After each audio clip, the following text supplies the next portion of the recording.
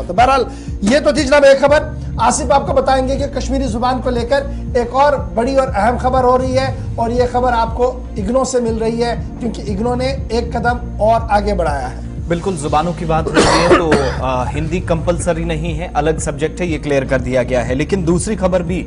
जुबानों से ही जुड़ी हुई है और कश्मीरी जुबान के लिए अच्छी खबर, क्योंकि इग्नो में जो अंडर ग्रेजुएट सतह पर अब तक ये सब्जेक्ट नहीं हुआ करता था, वहां पर भी जुबान को मुतारिफ कराने का फैसला Indira Gandhi national open university के हुकाम की जानिब से लिया गया है। अंडर ग्रेजुएट लेवल पर दीगर सब्जेक्ट्स आपके पास थे, सारे डिसिप्लिन थे, मुख्तलिफ कोर्सेज करते थे, लेकिन अब जाकर 4 मजीद डिसिप्लिन यानी 4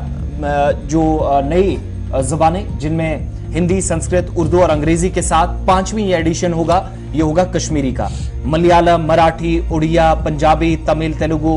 असम में बोली जाने वाली असमीज, मगरबी बंगाल के अंदर ज्यादा हिस्सों में जो बंगाली बोली जाती है, भोजपुरी हुई, गुजराती, कन्नड़ा, कश्मीरी, इसके अलावा मणिपुरी और नेपाली, ये तमाम वो हैं जो अंडर ग्रेजुएट लेवल पर अब आप पढ़ते हुए देखेंगे। और इग्नो के अंदर बहुत सारे लोग मास्टर्स के लिए जाते थे, अंडर ग्रेजुएट लेवल पर जो प्रोग्राम्स का हिस्सा बनते हैं।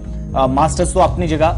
अगर जुबानों में आप मास्टर्स करते हैं वो तो एक अलग बात है, लेकिन ओपन यूनिवर्सिटी के अंदर, Indira Gandhi national open university के अंदर पहली मर्तबा ऐसा होगा जहां पर इन सारे प्रोग्राम्स का हिस्सा कश्मीरी जुबान को भी बनाया गया है और इसको पहली मर्तबा मुतारिफ करार दिया गया है ऑफिशियली। और ये जब लिटरेचर की बात है, जब अदब की बात हो रही है, जब सकाफत की बात हो रही है, कश्मीरियत की बात होती है, तो एक तारीखी फैसला भी माना जाएगा, इसलिए क्योंकि जो अब तक बच्चों के पास ऑप्शंस नहीं थे, वहां पर भी एक ऑप्शन उनके लिए खुला रख दिया गया है। Centre for modern Indian languages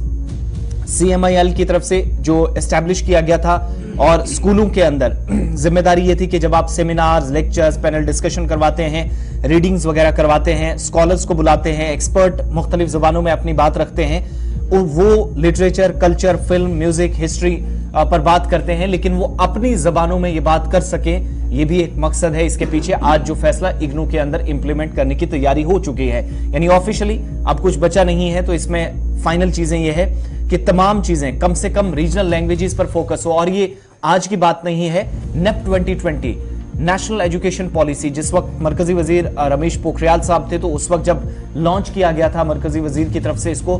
तो नई एजुकेशन पॉलिसी के तहत सरकारी जुबानें जो इस वक्त मुल्क के अंदर या इस्तेमाल होती है सरकारी जुबानों के तौर पर, इसके साथ साथ रीजनल लैंग्वेजेस जो आहिस्ता आहिस्ता खत्म होती जा रही हैं या इनका